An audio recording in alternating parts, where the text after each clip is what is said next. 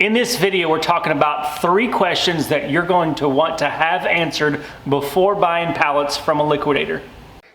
Hi there, my name is Joe. And I'm Jessica. We are homeschooling, natural living entrepreneurs. This is a story of how we balance it all for the freedom to live our lives devoted to our family and faith. Thanks for stopping by, subscribe, and come on in.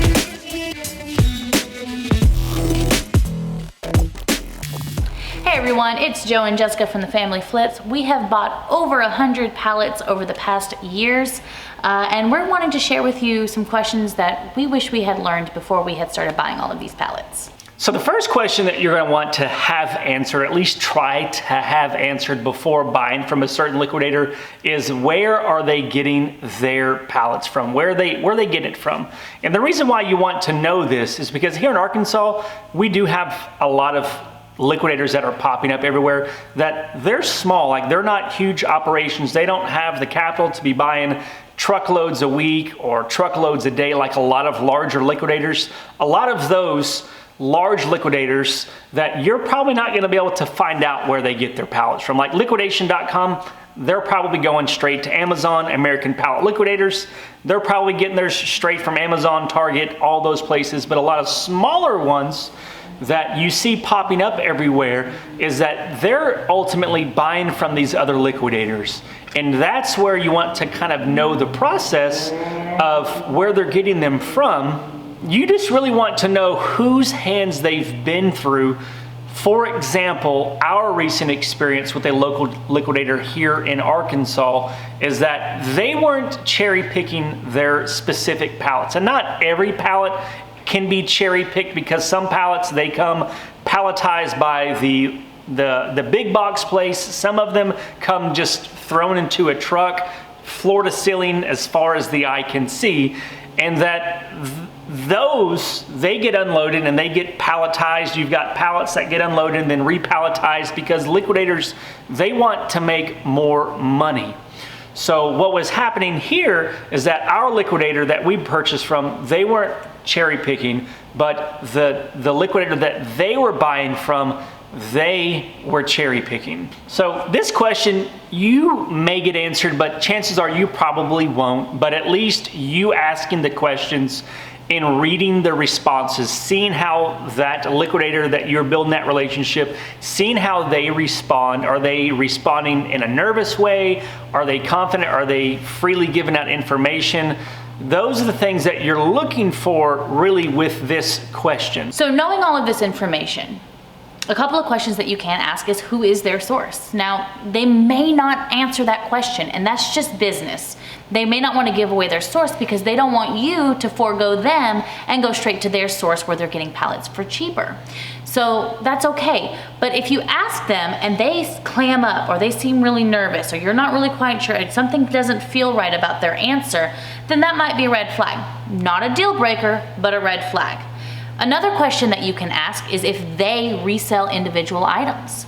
And furthermore, does the source that they get from, do they resell individual items? Now, there are 2 ways that this could happen. The first thing that could happen is that they are cherry picking, and that they are picking individual items off of the pallets, which is lowering the profitability of each individual pallet, which is a red flag. And if that happens, that's not a good idea. But another thing is, if they do resell individual items, they could just be buying their own pallets and reselling them on the side, in which case they don't even touch the other pallets that they're getting, and that's okay. It's really no way to know. Sometimes it's hard to be honest about that, but if you know that information, then you can, in your mind, have realistic expectations of what may or may not be on the pallet, and whether or not that risk is worth it to you. Yeah, and a lot of people that they do buy it, like, they buy in large quantities. You buy a whole truckload and save a lot of money, and that's why some liquidators who do sell individual items is that they buy a truckload because it's cheaper, and then they honestly do just sell individual pallets while they also keep some pallets for themselves and flip individual items. It's just a way to save money in the long run. So just because they're resellers also doesn't mean that they are cherry pickers, but if they are resellers, you might want to dig a little bit deeper and find out what the process is, which brings us to question number 2. So the second question that you're going to want to try and have answered before purchasing is, what is the process of the pallets for your liquidator and their pallets? Or do they know the processes from the liquidators that they purchase from? And why is this important? Well, a lot of times with liquidation is that when truckloads are being sold of returns, that Amazon, for instance, they just load up a full 54-foot trailer of boxes from floor to ceiling, front to back. It's just full. And that floor, it's called a floor load, is then sold to a liquidator, and then they unload the truck, and then they palletize the whole truck, and they get like 55 to 60 pallets of that load there, which that's not bad. Like, that's a good thing. But where it can be scary is that that's the time that cherry picking can happen, because they're seeing all of the boxes. They're seeing the expensive stuff, the 3D printers, or the really nice kitchen sinks, whatever it is, that if they've been doing this for a while, they know what the expensive items are, and they could easily pick those up. Or if they have technology, a lot of these companies have developed software technology where they can scan the barcode and it will tell them exactly how much the item is worth, which makes it very easy for that item to be cherry picked. And then sometimes with the pallets, they may come in 6-foot tall pallets, but your liquidator, they may undo the pallet and then restack the pallet in 4-foot tall pallets, which it's not a bad thing, but it does reduce the profitability. It increases their profitability, but also that could be an opportune time for them to pick some items for themselves to resell on the side. So knowing all of this information and knowing that how the pallets come in, how the items get palletized, repalletized, moved around, you see now what it's really important to know the process. And it's really important to know exactly what it is that they do when they get their pallets. If they're repalletizing, that's fine. There's nothing wrong with that.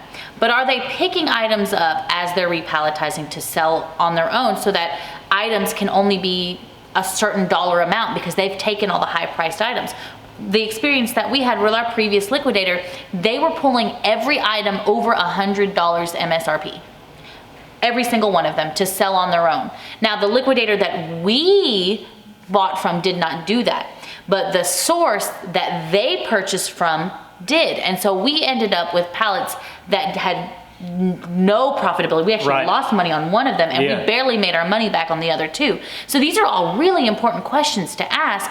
And if your pallet liquidator is not willing to be honest with you, or at least give you the freedom of information of what they do know, that's sketchy, because omission of truth is bad for business. If they're not willing to give you, if they don't want to tell you their sources, that's one thing. But if they don't want to tell you any part of their process or any processes that they know about the pallet, the pallet liquidators that came before them, do yourself a favor and walk away, because there are plenty of liquidators out there that are willing to be honest with you and give you all the information that they know, because they know that's good for business. And they want you to win. Like liquidators, the good ones, they want you to win. They want you to make money. And they come back and buy more. Because if you make money, then you come back and you buy more. And they know that it's very hard to get new customers. So they want to keep their customers coming back, and making sure that their customers win and have profitable pallets is the best way to build a lasting business. Speaking of customers, that's another great way to get information about your potential liquidator, which brings us to question number 3, which is ask your customers. Ask the pallet liquidators' customers about their experiences. There's a whole bunch of reviews out there. There are Facebook groups, both local and nationwide. There are Yelp reviews, Google reviews, all of this stuff. You can meet people at the liquidator and say, hey, have you purchased with them before? What brought you back? Now, not every pallet's going to be good. There's always going to be a risk. That's not up to the liquidator to make sure that you make your money back, as long as they're taking care of you. So you can ask the customers, you know, maybe some customers did have a bad experience. Maybe some customers had a great experience.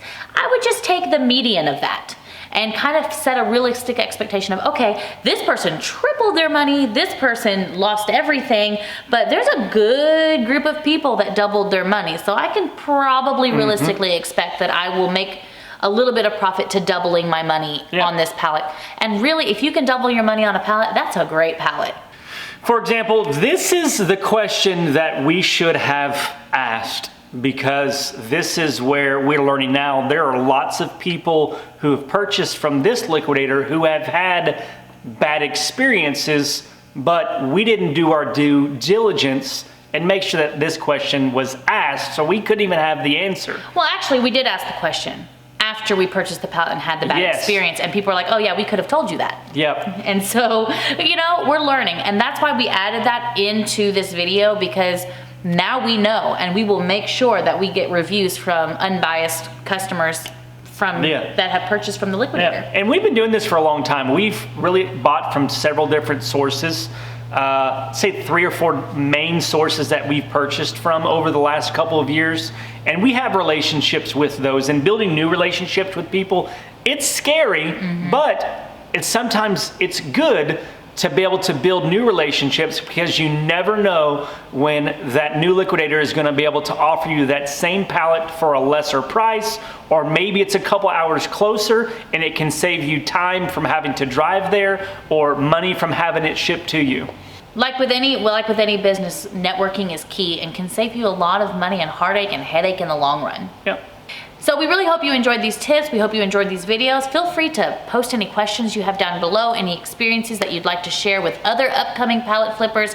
Whether you are experienced in pallet flipping or you are brand new, you're welcome to ask questions and start discussion. We encourage it. If you're interested in the written part of this, I actually have a blog posted on thefamilyflips.com that I have linked in the description down below. Yeah. So until next time, peace.